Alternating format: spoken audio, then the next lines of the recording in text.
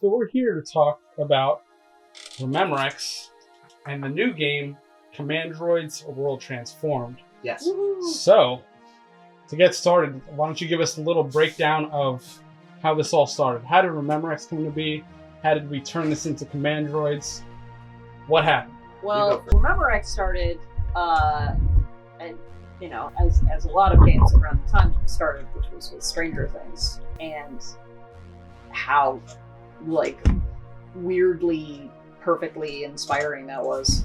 So then Sean and I were driving back from Gen Con, doing the, like, all-night drive, and we started talking about, like, what running a game in Stranger Things would be like, and we started making up this town. Well, what's a really good generic name for a town? Yeah, it was right when we drove through Clearfield, Pennsylvania. And we're like, that's it. That's Clearfield, yeah, that's the most, like, other than Springfield, that's the most generic town name. And so then we started making up everything in Clearfield came out of a reference to something. Yes. And I remember some of them were more obvious than others. I remember being in the bathroom of a rest stop and coming up with the idea that all of the references, everything pertaining to the lake, the river, was all going to be not only an 80s reference, but also time travel. Right. So it's Lake Madeline from Madeline O'Lingle, and then Wallace Island is Charles Wallace. Time. Yeah, there was a bunch of and then the Toynbee Dam is the Toynbee Tiles.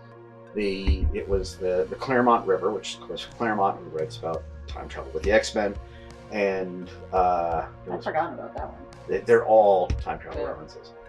And there's another one. It was the Abrams Bridge, something like that. But by the time we got home, we'd come up with this whole, like, real feeling little town. Like, it felt like a place that people lived. And it was also the, like, oh, but can you guess what this reference is from?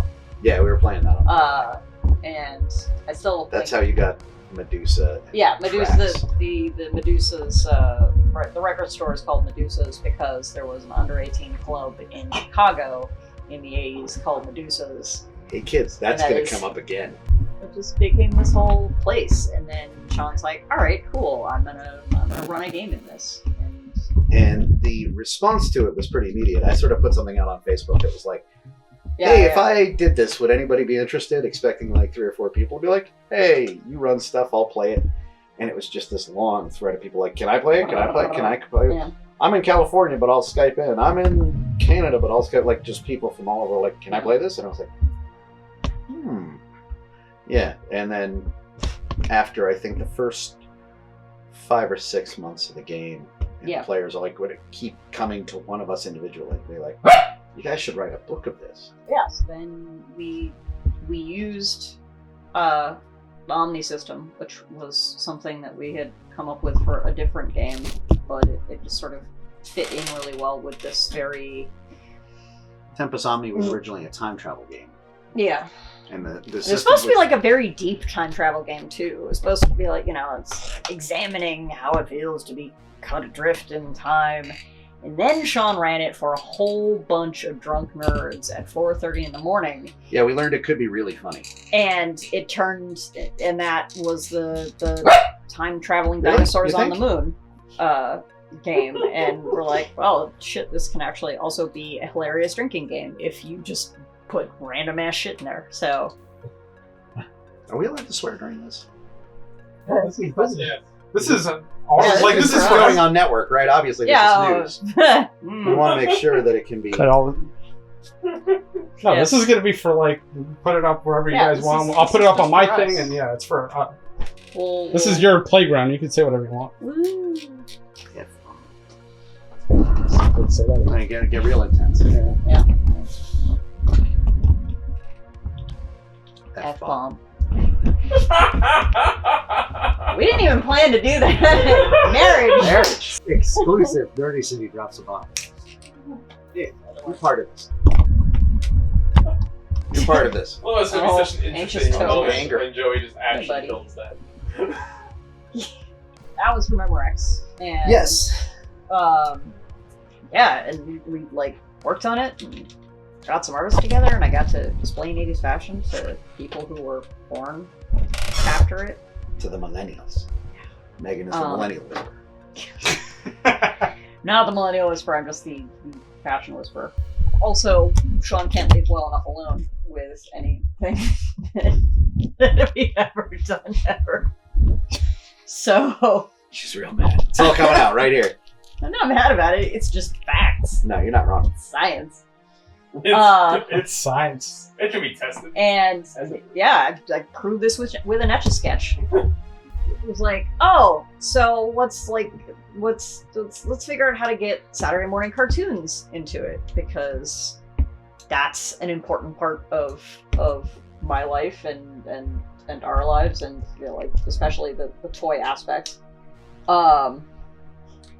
So we started coming up like what the different sort of mythologies for the different. Yeah, we really wanted to attack the whole thing cartoons. as something holistic. Like, it wasn't just supposed to be transforming robots. We knew that was going to be a big part of it, but you know, we started off looking at like the various different mythologies from that time. Yeah.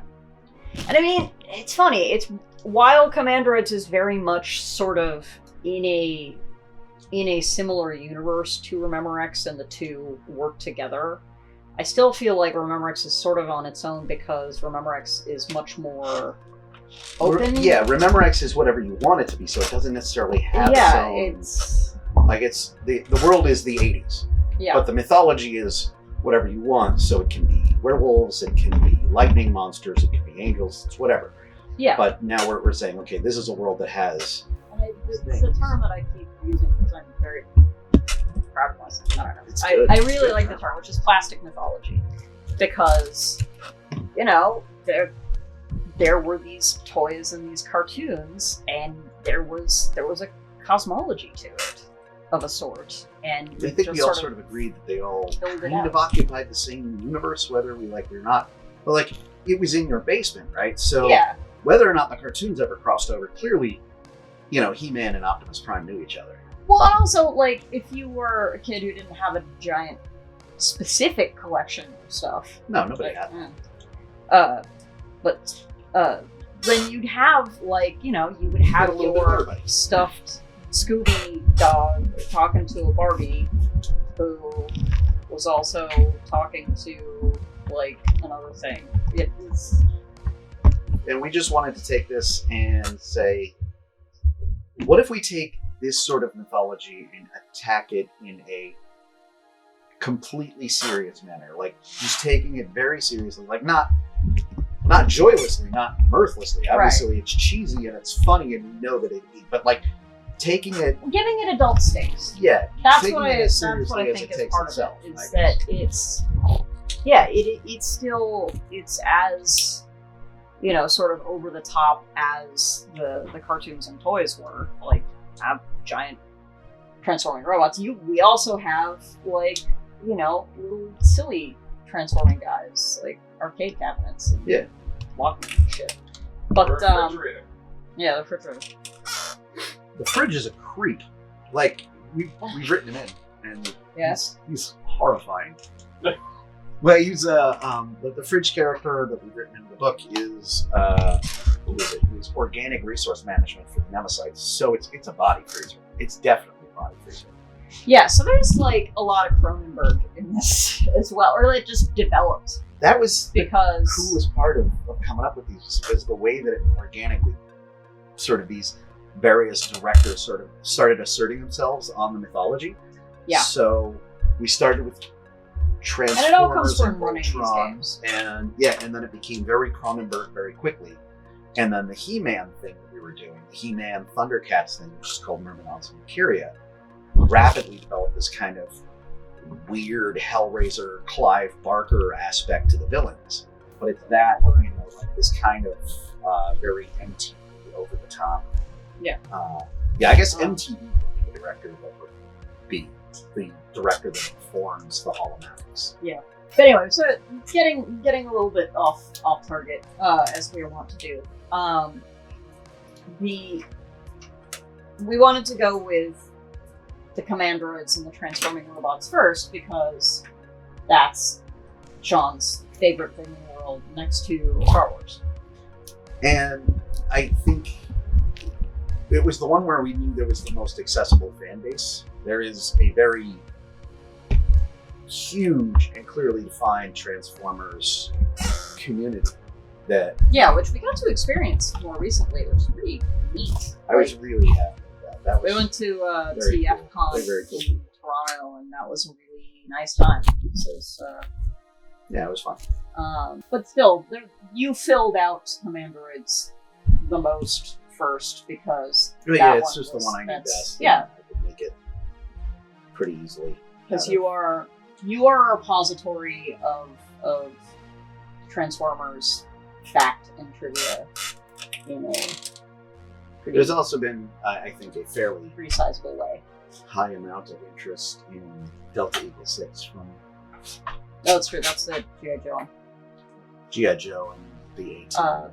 Yes, in 18. But yeah, but the idea is to eventually, hopefully, have an entire pantheon of this mythology. So you'll have the Commandroids, and to sort of fill out a galaxy, because like Yeah, we're building. it's in a way it's Rememorex sort of meets space opera a little bit, because really sort of all of these places, or a lot of these, not quite so much, but like I guess anyway, a lot of these places take place on other planets, and They're connected to other worlds. Yeah.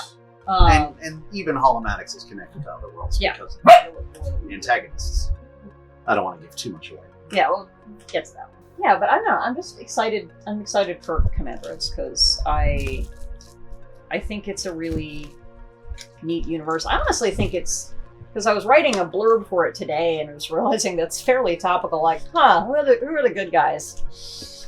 Scrappy band of refugees who have gotten shivvied out of their dying homeworld and are trying to fight back. Bad guys are a bunch of evil religious zealots who believe in mechanizing the planet. So it's more machines topical than we had originally Yeah. planned or ever planned, honestly. It's working. Yeah. I feel like we should be telling more jokes. Yeah, make with the jokes. Make with the funny. Oh man, we just go straight to Wait. I don't have the benefit of the doubt on the lower half. Feel good. Yeah. Is this what high self-esteem is like?